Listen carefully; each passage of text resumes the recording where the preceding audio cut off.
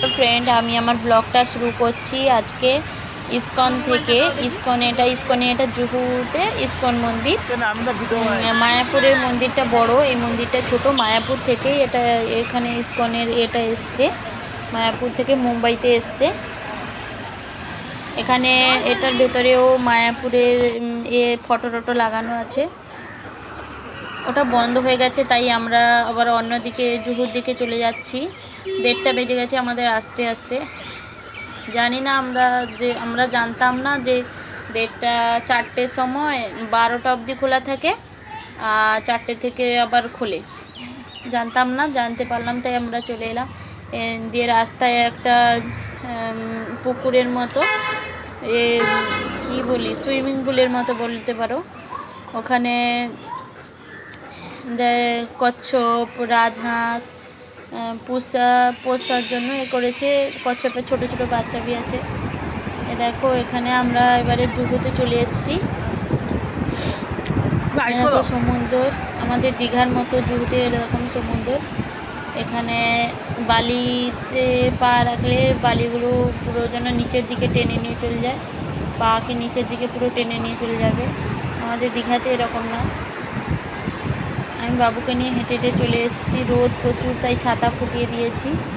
প্রচুর রোদ্দুর, ছাতা নিয়ে এসেছিলাম। এখানে সবসময় বৃষ্টি শুরু হয়, তাই ছাতা নিয়ে এসেছিলাম। ওইটা আমাদের এখন কাজে দিয়ে দিল। বাবু চিপস খাচ্ছে। কী খাবো ভাবছিলাম। দেখো মেঘ, দেখো আকাশ, দেখো দেখো সমুদ্রে কত স্রোত। দাঁড়িয়ে আছে, আমার ছেলেকে নিয়ে দাঁড়িয়ে আছে। আমরা হেঁটে হেঁটে যাচ্ছি। দেখো কত বালি, নুড়ি বালি।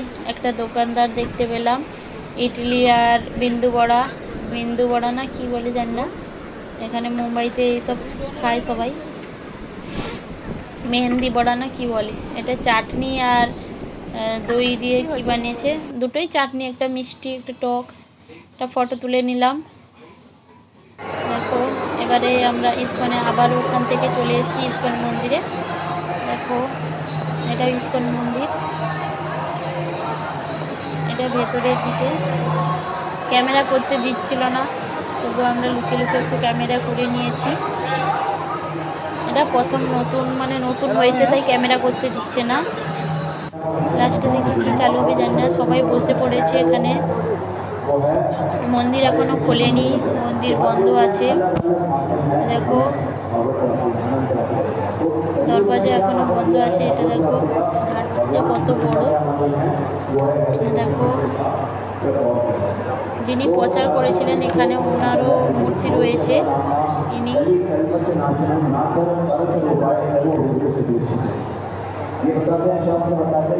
দেখো সবাই বসে পড়েছে। আর ওখানে পর্দা খোলা হবে বলে সবাই জয়ধ্বনি দিচ্ছে, হরে কৃষ্ণ। পর্দা খুলবে, শঙ্খ বাজছে, 3বার শঙ্খ বাজিয়ে দিল। দেখো সবাই দাঁড়িয়ে আছে, কতজন, প্রচুর লোক ভিডিও বানাচ্ছে।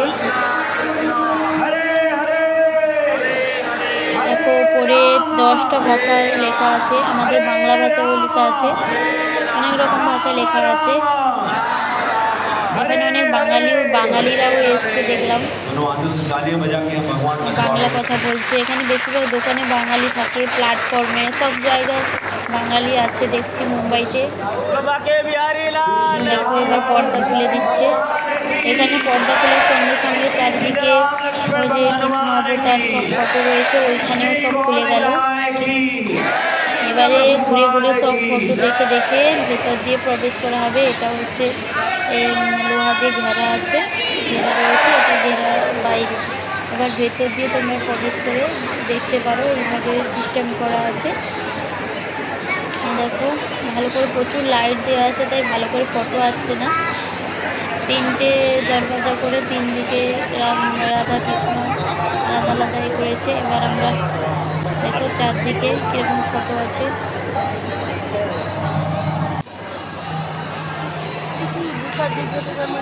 সব